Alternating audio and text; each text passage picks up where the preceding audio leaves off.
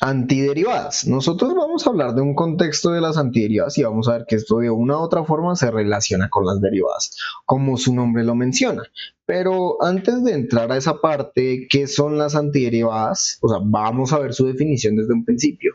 Un pequeño spoiler, las antiderivadas están muy relacionadas porque básicamente cuando buscamos algo que sea la integral indefinida de algo, por ejemplo, incluso cuando buscamos la integral definida, vamos a tener que buscar una antiderivada. Entonces vamos a hablar de eso de alguna otra manera. Pero ya esos teoremas se los tenemos que dejar a la siguiente parte que vamos a ver en el curso del cálculo integral. Entonces, nosotros vamos a definir como se dice que una función f mayúscula es una antiderivada de f minúscula. Sí, cuando la derivamos nos da f minúscula. Pero aquí hay una condición muy especial que luego les voy a recalcar, tiene que ser en todo el dominio de la función que nosotros estamos hablando que tiene antiderivada, o sea, f minúscula. ¿Cómo resaltaríamos esto? Nosotros diríamos, ok, nosotros estamos hablando de que tenemos una función, por ejemplo, x al cubo, que tiene su derivada. Cuando la derivamos, x al cubo nos termina dando, por las reglas que ya conocemos, 3 por x al cuadrado. ¿Eso en qué resulta? Que también lo podríamos de leer 3 por x al cuadrado tiene antiderivada. ¿Y quién sería esa antiderivada? Pues un proceso inverso que nosotros diríamos, ok, vamos a encontrar una forma de cancelar esa derivada, pero en resumidas cuentas, x al cubo sería esa antiderivada. Es una de las antiderivadas. Ojo, vayan viendo porque estoy haciendo énfasis en que es una de muchas. Entonces, ¿qué lógica tendríamos que seguir? Simplemente sería agarrar, por ejemplo, una función y ya podríamos calcular varias antiderivadas, porque si se dan cuenta, cuando calculamos derivadas también podemos encontrar antiderivadas. Entonces digamos que tenemos una función como la secante de x. Vamos a derivarla. Recuerden que la secante también se puede leer como coseno a la menos 1 de x, no porque sean inversas, sino porque por propiedades, ¿se acuerdan que cuando hablaba de a la menos 1, esto es exactamente igual a 1 sobre a? Por eso se puede conocer como coseno a la menos 1, que hay muchos errores de notación a veces con esa parte. Entonces derivemos a ambos lados. Vamos a utilizar regla de la cadena. Recuerden que lo de afuera, luego lo multiplicamos con lo de adentro. Entonces nos queda, bajamos el exponente, nos queda menos por el coseno de x, pero lo tenemos que restar 1 a ese exponente. Entonces nos queda coseno a la menos 2 de x. Ahora multiplicamos por la derivada interna. ¿Quién es la derivada interna? Menos seno de x, el resultado de derivar coseno de x. Esto nos da que menos con menos se cancela y y' nos da un resultado muy bonito que sería, esto se puede volver a ver como secante al cuadrado de x multiplicado por el seno de x. Por propiedades, yo podría ver esto como y' igual a 1 sobre coseno de x por seno de x sobre coseno de x. Si se dan cuenta, ¿esto quién es? Tangente. Entonces concluimos que y' es secante de x por tangente de x. Esto sería un repaso de cálculo diferencial de cómo derivar y nosotros diríamos, ok, la derivada de secante de x es secante de x por la tangente de x, pero ahora hay una nueva forma de verlo. Secante de x por la tangente de x tiene una antiderivada. ¿Quién sería? Pues secante de x. ¿Por qué? Porque ya comprobamos que esto al derivarlo nos da esto otro muy relevante.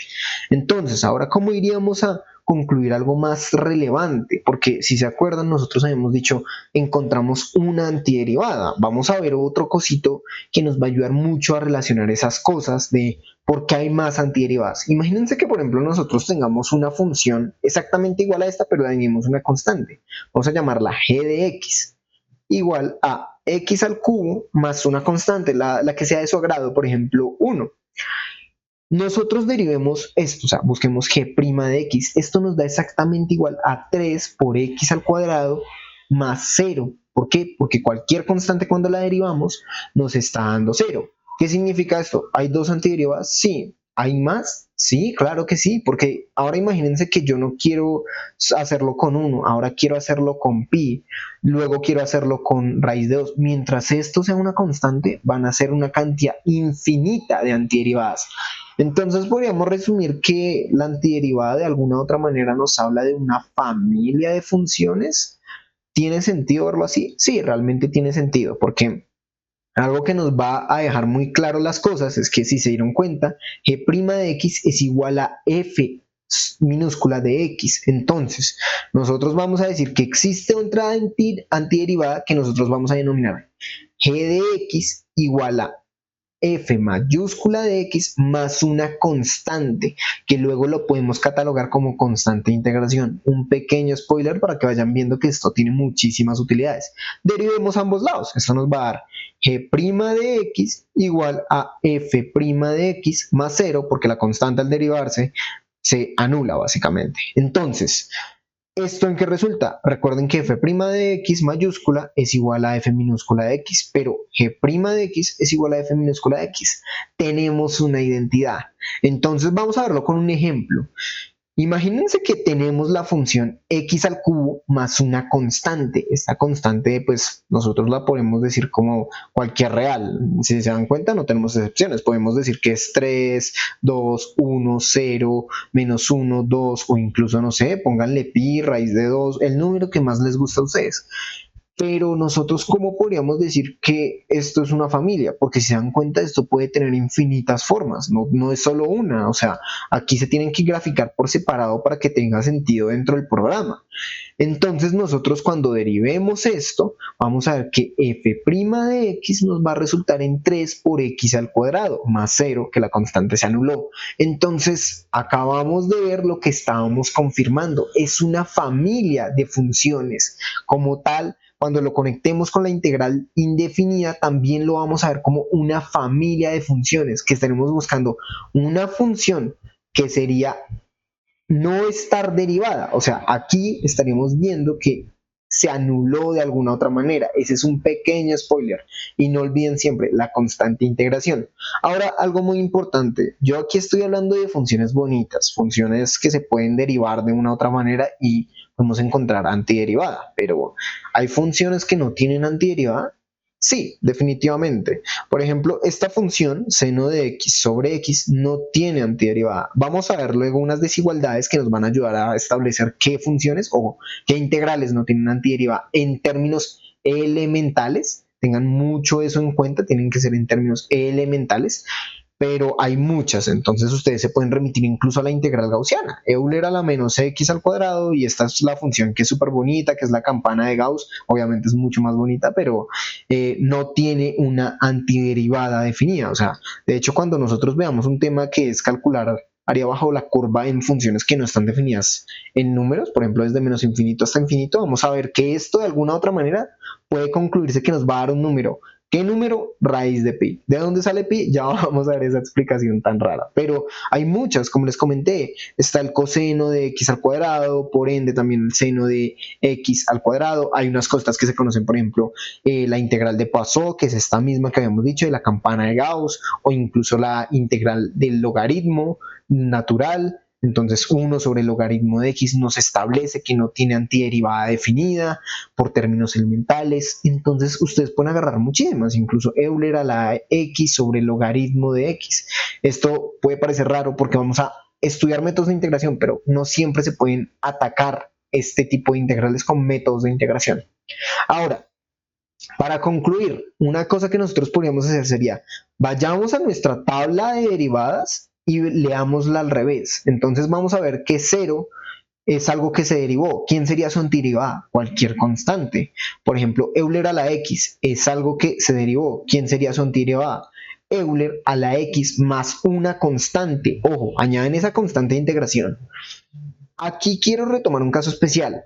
1 sobre x. 1 sobre x ¿tendría antiderivada? Pues si lo vemos por tabla, sí, realmente, pues diríamos como, pues su antiderivada sería logaritmo de x más una constante, simplemente sería eso. Pero recuerden algo muy importante, yo en la definición hablaba de que el x tiene que estar en todo el dominio de la función que estamos buscando antiderivada. Entonces, nosotros vemos que 1 sobre x tiene dominio en todos los reales menos en un punto, o sea, cuando x se convierte en 0.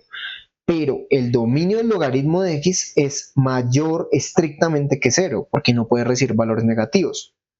Entonces estaríamos mal a escoger una función como logaritmo de x como antiderivada, sí y no. Realmente podemos escoger una variación.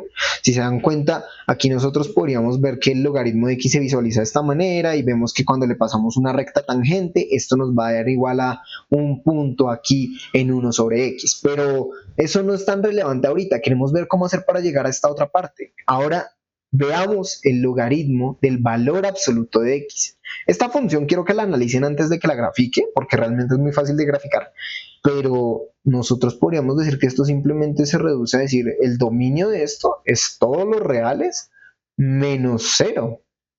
Entonces es el mismo dominio que esto. Podría ser una entidad efectivamente, porque cuando la derivemos nos va a dar exactamente lo mismo. Obviamente la función no se visualiza así exacta, así como de esta manera es mucho más bonita, entonces se puede visualizar en Desmos o GeoGebra o la aplicación de su preferencia.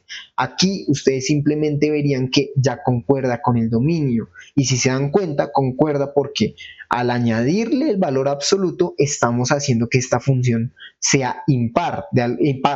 De alguna manera, al ser par, se rota respecto al eje Y. Eso significa que cuando evaluemos la función en menos x va a ser exactamente igual que evaluar la función en x. Si se dan cuenta, por ejemplo, agarren, por ejemplo, un valor para esta función. Agarren el valor de Euler menos Euler. Entonces, si se dan cuenta, ahora podemos llegar a esto. Valor absoluto de Euler, que esto nos resulta dando que se cancela este menos y esto nos da igual al logaritmo de Euler, que es igual a 1. Entonces es una función que es básicamente simétrica.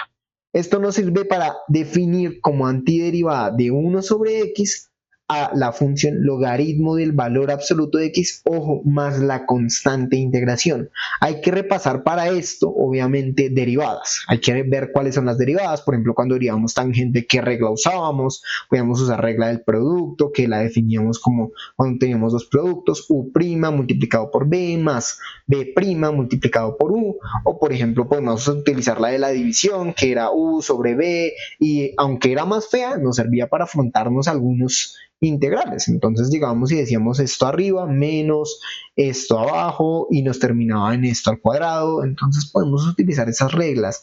Lo más importante es que recuerden esas derivadas porque nos van a servir mucho, no solo para este contexto, sino para algo más adelante que, como les comenté, es lo que estamos planteando con este curso, la conexión entre las derivadas y las integrales, ver por qué se pueden ver como opuestos.